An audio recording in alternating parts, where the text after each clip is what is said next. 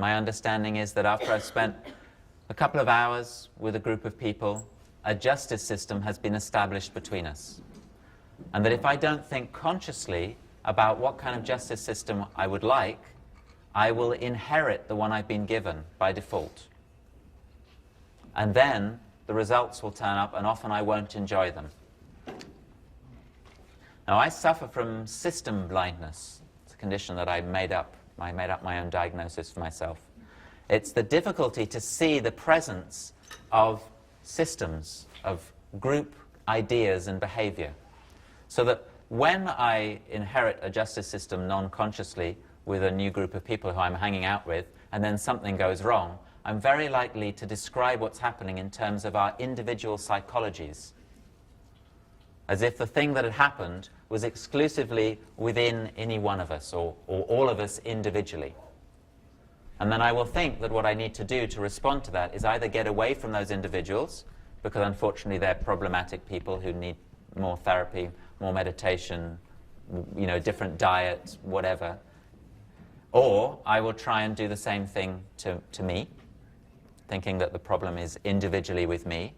Or perhaps I will go to war and try to fix them by changing them in some way. So I've become interested over the last few years in noticing, curing myself from system blindness by increasing my ability to notice when there are systems present in my relationships that I haven't consciously chosen. For example, I didn't set up the chairs like this. Did you? And here we are in a learning relationship, a classroom situation that none of us consciously chose and that may or may not be serving us. So I'm fine with power imbalances when they're serving me. So this is a power imbalance at the moment. I'm speaking, I don't know if you've noticed, more than you guys are. I'm standing up, most of you are sitting down. And the design of the chairs and the room is meant to make that make sense and to support it happening. And as long as it is actually meeting the need that it intends to meet, which is learning for all of us, I like it. But if I'm not conscious that this is where I am, if I'm not conscious about having set up and sustaining the balance of things in the way that they are now, and then it stops serving me, then I don't like it so much. So this work starts with me questioning, do I actually want the current justice system I have? So let's put that into I will try to approximate myself to you guys. Let's put that using formal justice to start with, because it's a little bit easier for us to quantify on a national level. So are you okay that 1 in every 34 of you is currently being penalized by your judicial system? Nope. So 1 in every 34 Americans, apparently, are currently under a judicial order. And 1 in every 200 of them are locked up, which apparently is the largest amount of people ever locked up anywhere in the world, and also the largest relationship to the population, largest percentage of people in the country currently imprisoned. And it means that 1.7 million children in the US have a parent who is locked up.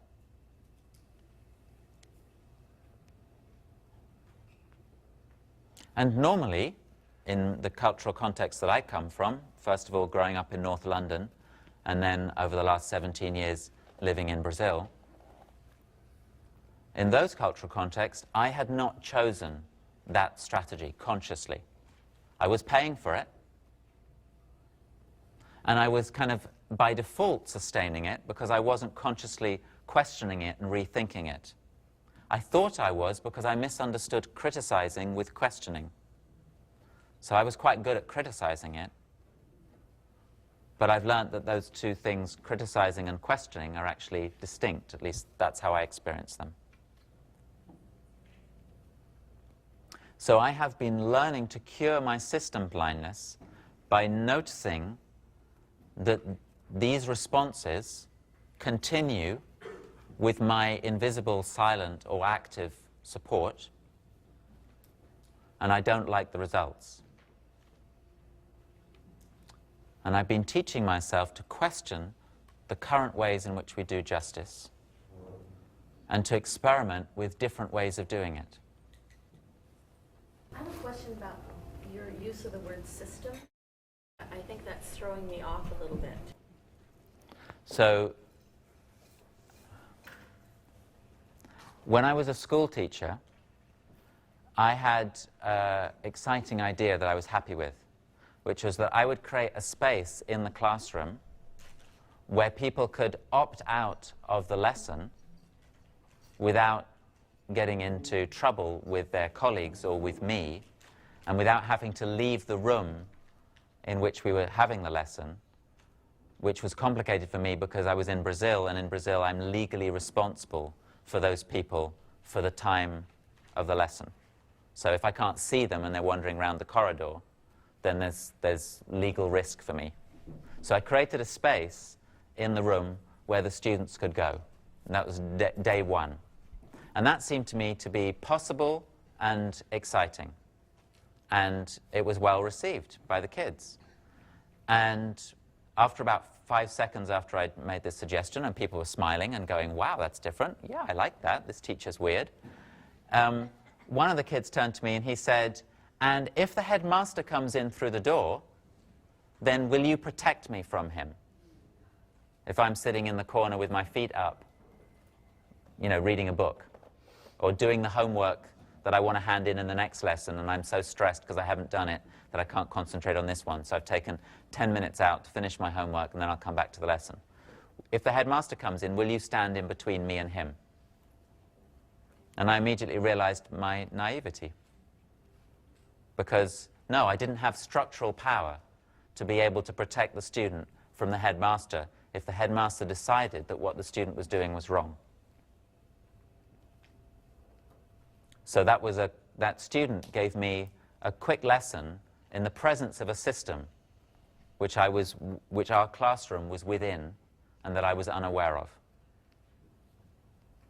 So that for me is a concrete example of the presence of a system and how easy it is, especially in a culture which believes that everything is about individual choice and decision-making and empowerment, to forget that there are these systemic contexts which we sustain, but by sustaining them, they are bigger than us. So if I'm getting what you're saying this, you're referring to the structure and the legal, financial, psychological, emotional setup that's in operation with our willing agreement or non-willing agreement, but we're present in it. Yeah. Okay.